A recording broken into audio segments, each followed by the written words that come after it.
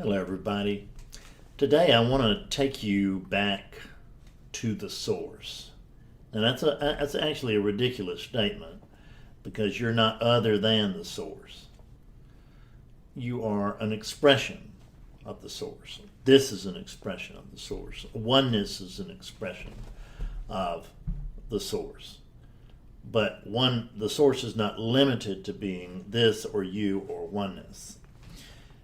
The source actually doesn't even need you or me or oneness. I mean, I don't think it has anything against us.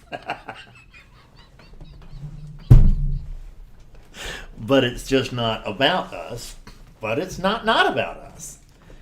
This is always the paradox. It's neither does it work this way or this way. It works both ways. So, yeah, I know, but which way does it lean? So what I want to do is show you for yourself, because that's what this teaching really does.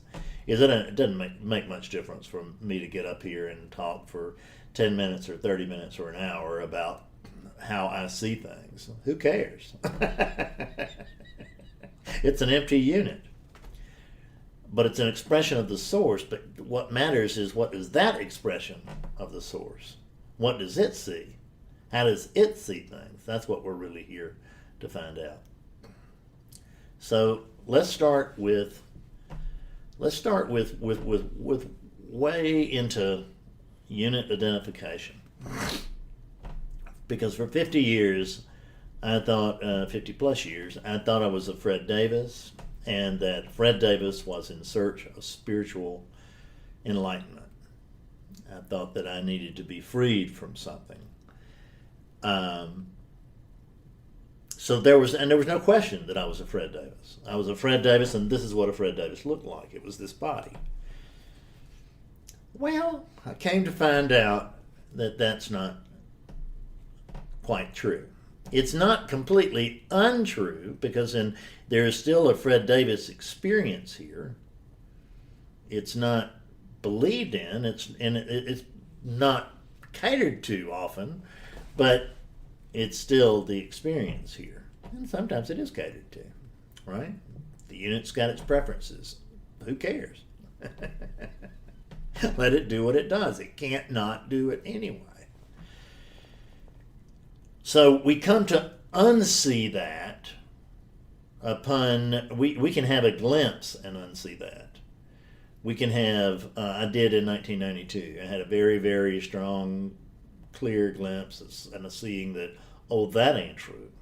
And I know that what I actually experienced in 1992 was that the way that it came out to this good Buddhist at the time was, I am God, which was an odd sort of phrase to come up out of a good Buddhist, but that's the way it was. But what happened is that instantly that ego took over and changed that viewpoint to where it became that Fred Davis woke up, right? Fred woke up.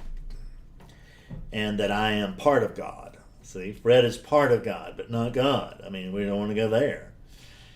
And I understand, and there's no lack of humility over here. This particular case, when I refer to me or you or anybody else as God, and I can refer to us as parts of God if it makes you more comfortable, but just which part are you? I mean, this is an indivisible thing. That's why they call it oneness. So there really are no parts. There are apparent parts. This is an apparent part, that this arising here. That's another apparent part. And this microphone and this thing back here, they're all apparent parts. But there actually are no parts. So once again, does it work this way or does it work that way? It works both ways. It's not either or, it's both. It's always both. So we come to, in that glimpse, let's go by my experience so that we're not talking hypothetically. In my experience, in that glimpse, there was the knowing. Oh my goodness, there is no. See, that's the thing, is that I could see that I was God because I could see what I was, but I didn't really see at that time, as I recall, that there was no Fred. I had this in a session recently with a woman who knew who she was, but she didn't know who she wasn't. And there was the seeing of what I was, but there was not the seeing of what I wasn't. So in other words, somewhere in there, in the experience itself, there was no Fred because there was just God, but instantly there was a Fred applied to that situation by the mind. So that it was Fred's win, and seconds later it was Fred's loss, right? So, but that unseeing happened. Now, from then on, I knew that I couldn't remember exactly what I had seen, but I knew that I had seen that I was at very least part of God. I knew there was one thing going on, even though my experience was otherwise, even though my experience confounded me. But and I kept trying to unsee the unseeing, which was that, gee, I don't think I really saw that, but I did. So 14 years later, a mere 14 years later, I had people that wake up and they're just so disappointed that they don't stay awake, quote, quote, unquote, permanently. I was a mere 14 years between awakening experiences. So in 2006, big awakening comes, and I see, I can see now there is just one thing going on, and I'm it, and there's no Fred. Much, much fuller seeing. Same thing, both authentic, but this was just a much fuller seeing. So now I'm not just like a part of God. Now I am God, or I am. It's not really so. I mean, I'm prior to God, but this is just a way of speaking. So I'm part of God to I am God, and I'm not a Fred, because there can't be one thing going on plus a Fred. That's seen clearly.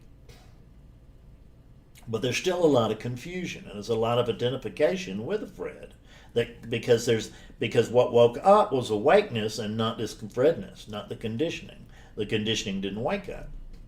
So given the fact that the conditioning didn't wake up, it continued to play out just like my ceiling fan does if I cut it off. It just gets slower and slower. But it revolves and revolves and revolves for a long time, and it's still revolving here, just not at the speed or consistency that it used to. But don't think that there's no Fredness left here. I mean, this is what it looks like, this is what it talks like, this is what it moves its hands like. I mean, all this is Fredness. There's no one here. Right? This is just an animated cadaver, but and this is what the cadaver does. It's because it's a combination of internal and external conditioning, and of course circumstance. So I really had come to see what I wasn't much more clearly that time than what I was. So I'm not a Fred, but I couldn't grasp I knew the oneness because I had seen the oneness, but I couldn't yet really grasp that I was it. I mean, I had experienced it, don't get me wrong, but and I had experienced it at length. But when it dried up, so to speak, it just dried up and I couldn't recall it. But all of these things are false identifications. These are false identifications that we're beginning to see through. As time went on, there became the understanding, not my understanding, the understanding that there is just one thing going on, which means I can't not be it, which was a whole other way of looking at things. And once I saw that I could not be it, then there developed a oneness teaching here, which is that there's no Fred. There's just this one thing going on, and that I'm it. And that went on for, a couple of years. The sense of it went on longer than that, but the teaching of it probably went on, 2-3 years. And then there came further seeing, and it was a valid teaching, because it's very important to reach that point. It's the most important shift anybody ever makes.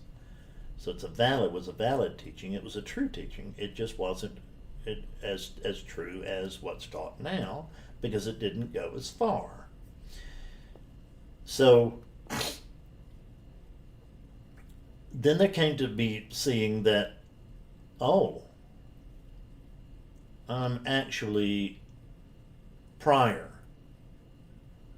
to this oneness. I am a disembodied something. Yeah? But I know I am. I don't know what I am. I don't know where I am. I don't know who I am. I don't know what. I mean, I know who I am in a sense. Ram and I could have a nice conversation about it, but I don't know what that oneness is. I don't know what that I amness is. I mean, the oneness I did know. Let me backtrack. The oneness felt I was referring to manifestation. When I talked about oneness at that time, I was talking about manifestation, and most of the time that I will be talking about oneness today, I will still be talking about manifestation. And manifestation has got its various charms, and I'm all for it, but I don't talk nearly as much about it anymore, because it's a phase. It's a certain, I hate to use the word levels. It's just it's not levels. It's just that we're climbing a rope, and it doesn't matter whether we're climbing it up or down. It's just a further seeing. Okay, just a further seeing. So there's the clear seeing that that there's just this I am, and that went along for a good long while, and I knew that because what the old saying was, if you can't say you're not, because there'd have to be something there to say that you're not. And that makes a lot of sense, and until it doesn't. And then there came on this thing where, oh my God, I can't actually report I am. I just realized I could not. I really went on quote, my own experience. I'm reporting from a unit. I'm doing the best I can with language, and I'm limited. So you'll have to forgive me for the non-dual foul-ups. Because if we want to talk about what's true, we'll just have to shut up. For the next 10 seconds, I'm going to tell you everything I know that's true. Can't put it into words, see? So there came this realization that I was prior to I am. That I was prior to consciousness. It came to be seen that I am and consciousness, and I can use them here as synonyms. It came to be seen that they are both arisings. That consciousness is an arising, and I am is an arising. There is just the slightest hint, but boy, don't think it's not there, of dualism there, because I am. I am. I don't know what I am. I'm disembodied, this and that. I'm invisible, but I am. Well, I came to where I just had no confidence in saying that, and that's where I stand today.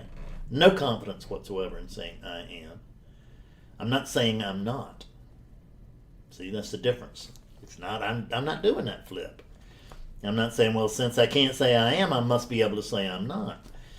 That applies in many, many things, but this ain't one of them. What I'm saying is I'm just not qualified to say things like that, because I don't actually know it.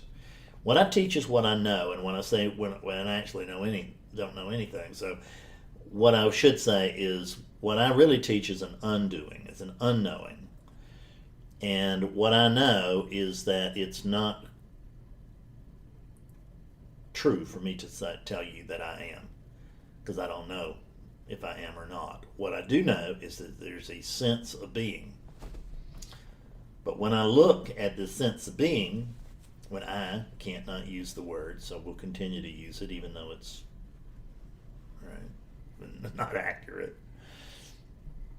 Is that there's the is that what I notice is that there's a sense of being. I just notice it right now. You can notice it too. There's a sense of presence here. There's a sense we are here. There's a sense of aliveness. You can't deny it. That's even more true than I am, is that there's a sense of being.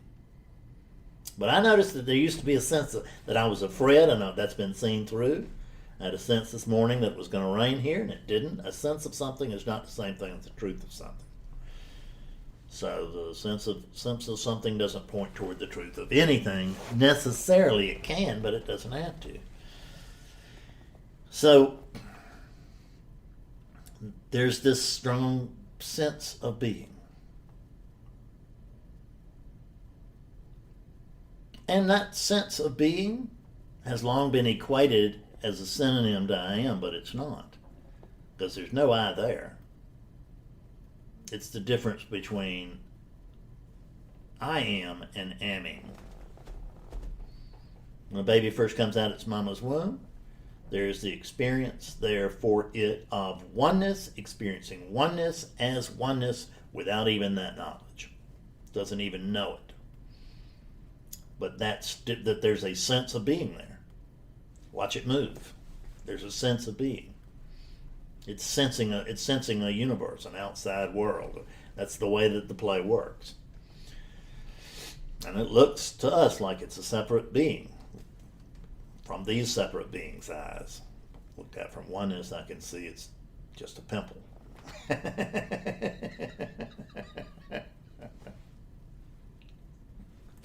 So not that I have anything against babies or pimples.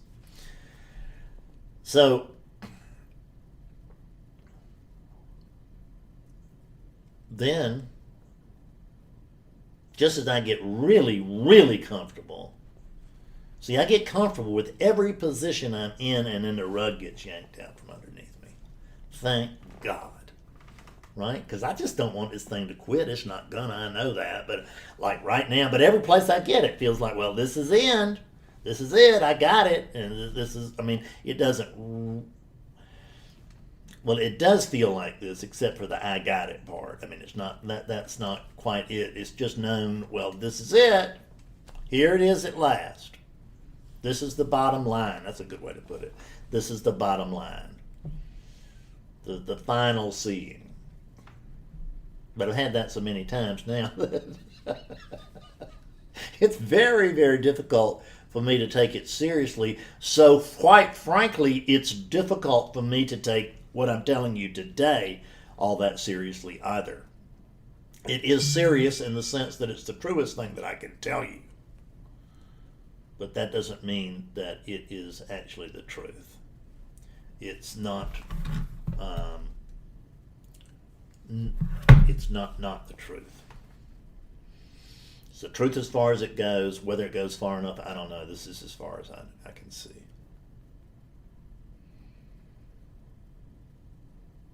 There's the sense I am. Notice that. Notice that you thought you were a certain individual. Maybe you still do. That's okay. Because even if you can't follow all this, you just follow along anyway. Because I'm not talking to that character over there. I'm talking to me, and I will understand this. I will feel it. I will get it on some level. If I don't run with the ball today, I'm going to run with the ball sooner or later, because I can't unhear this message once it's been heard. So I thought I was afraid. That was not true. I thought I was a body as well. And I can't come to see that that's not true. It's not untrue. It's just that I'm not limited to being any one body. I came to see that I was oneness, and that was true. I was oneness, and there can't be oneness plus a Fred body. So, but the Fred body, the apparent Fred body, the Fred experience is not other than oneness. But it's not equal to oneness. The body is not, the whole on is not equal to the whole. But it's not other than the whole. And then there is the seeing that, oh, I'm not oneness, I am. I'm a disembodied witness, right? That's really where that which is prior to oneness comes in, which what I sometimes refer to it as noneness, which is ridiculous to refer to it as anything, but I'm doing a video, so shoot me for trying. So this noneness comes to be known. I'd like for you to close your eyes right now. Think back to when you believed yourself to be an individual, even if that was 2 minutes ago.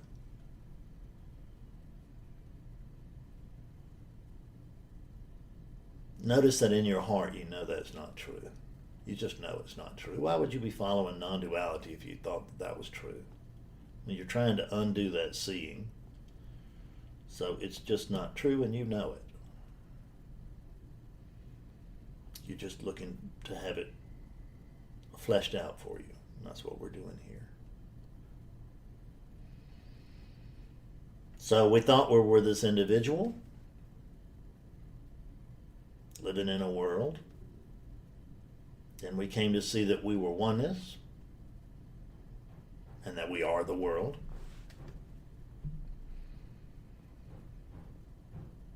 And then for some of us, there came the seeing that actually we are prior to oneness, prior to consciousness. We are noneness. Oneness, consciousness, manifestation are all synonyms, and that is an arising within and to us. I say within, not because that word means anything when there's no without, but because it nonetheless carries a certain flavor that will get the point across to you.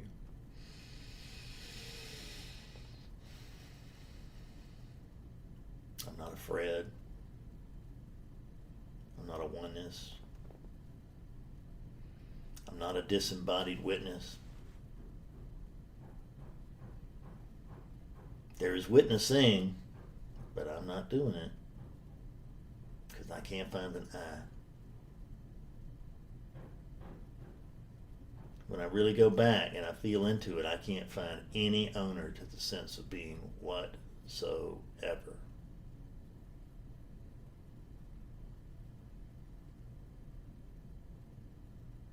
There is no experience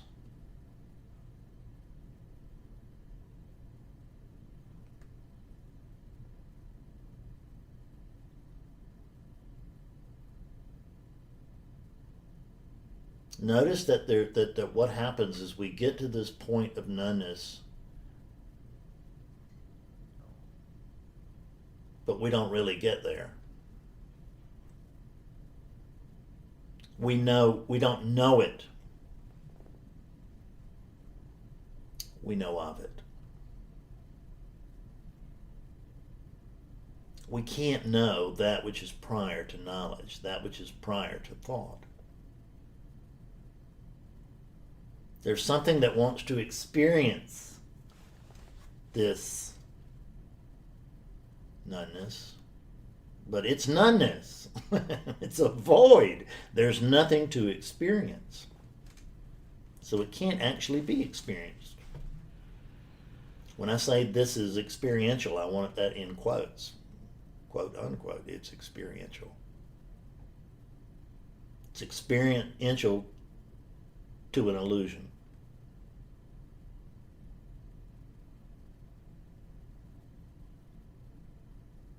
But you get this anyway.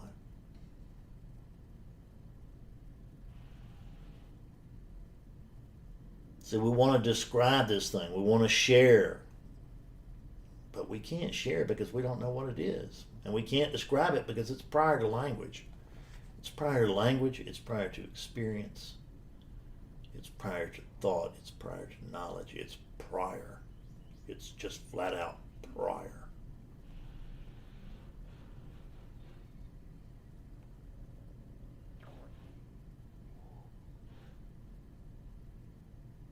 What I want you to notice is that this is not so much a presence. Because look, this experience of Fred, this experience of oneness, this experience of I am, even the experience of the sense of being, certainly for the first three, there's a sense of presence with a me somewhere around there, and with the sense of being, it's still a sense of presence. But what we're doing here is prior to that sense of being.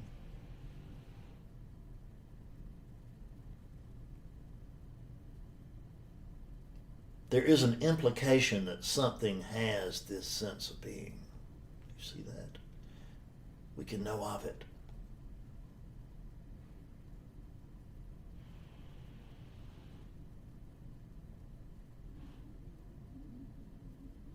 It's a sense of being. Doesn't mean the same thing as being. I'm not really on firm ground if I speak of being. Speak of the sense of being, I'm on much firmer ground. When I actually report the truth, which is that I can feel something prior to that sense of being. I can feel. It's just an intuiting. But there's no one intuiting it. There's just intuiting. Because I can know of it. It can't not be that which comes to have a sense of to have a sense of being, that which comes to know I am, that which comes to believe it's a Fred, had to previously exist. What I'm telling you now, what I'm talking to you about now, what you're hopefully feeling now, is that I'm not talking about a presence. We're not talking about now. We've been talking about a more and more and more subtle sense of presence.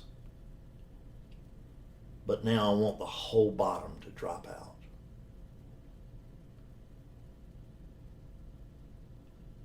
Notice that it's not a presence that is here. It's an absence.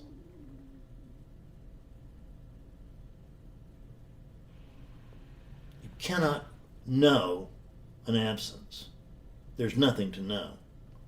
You cannot know a void. There is this absence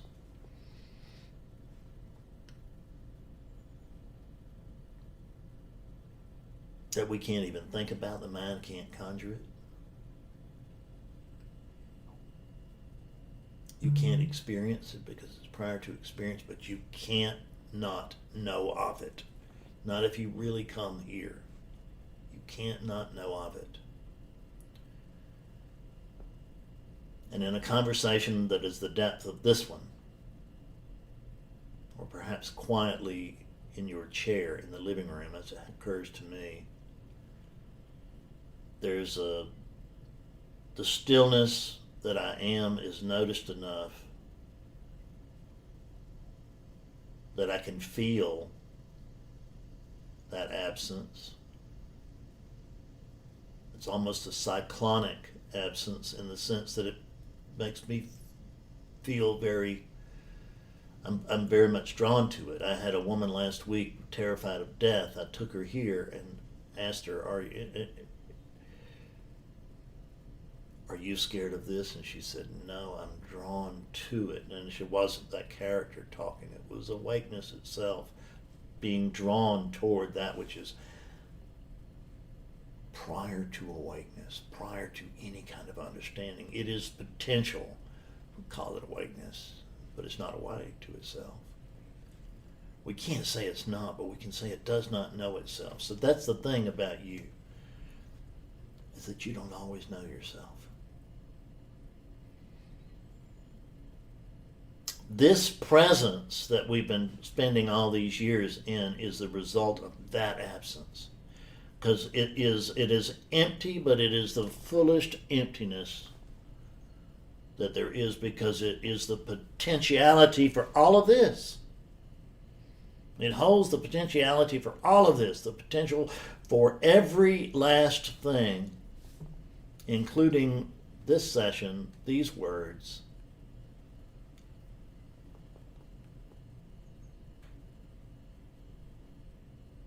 Everything.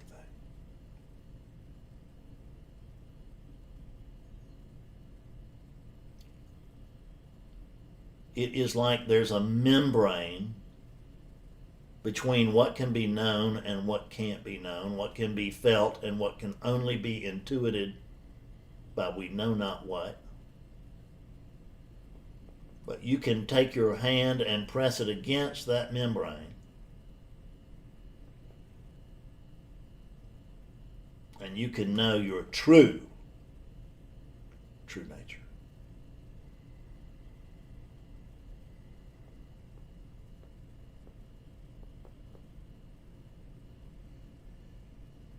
What do you call it? You can't call it anything. How do you describe it? You cannot. What can we say about it? Nothing.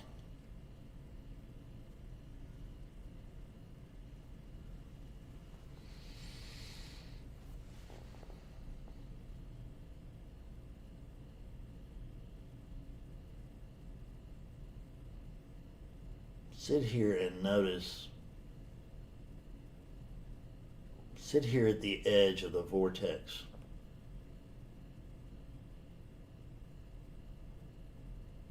To no thing.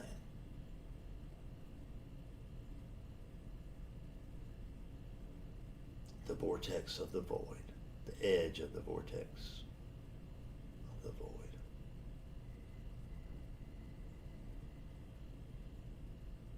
The very edge of the sense of existence.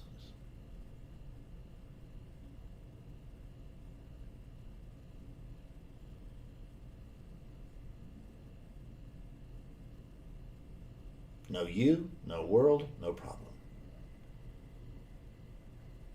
No you, no world, no tension. No worry. No distress. Within the world there is elation and there is pain, and neither one of them are yours.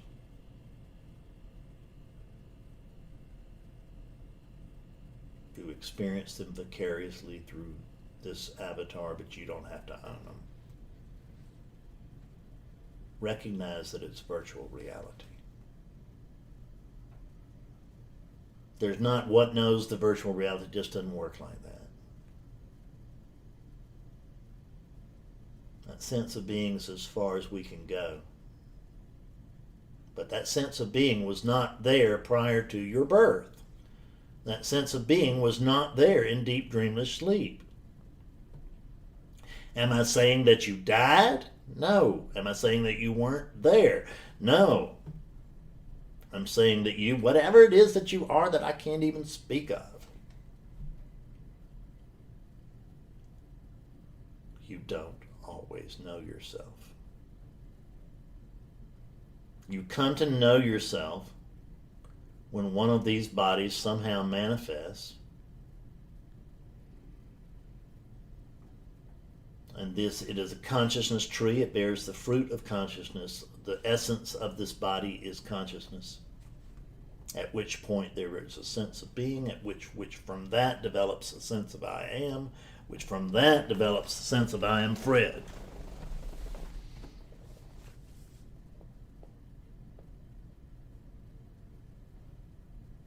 But what's true is no thing.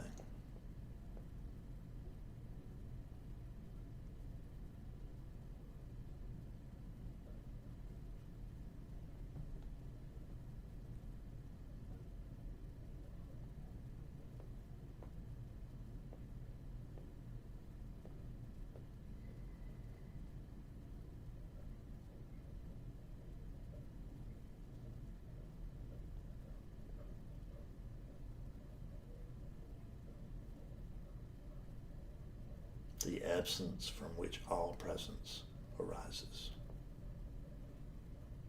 Open your eyes when you're ready. I'll see you soon.